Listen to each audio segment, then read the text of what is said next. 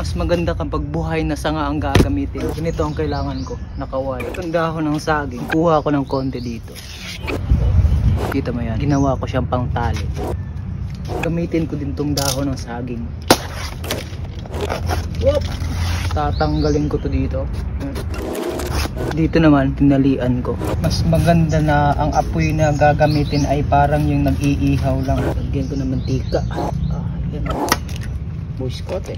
Wow. Kontrolin lang natin yung distansya niya hanggang maluto. Abango. Huwag kalimutan ng seed. Mapulo siya. Dahil medyo luto na siya, try natin baliktarin para maluto din sa kabila. Bango.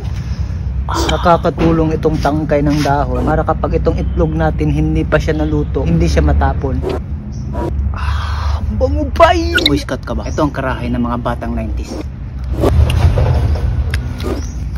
Sarap itong medyo sunog. Kung Boy Scout ka, siguradong nasubukan mo na to.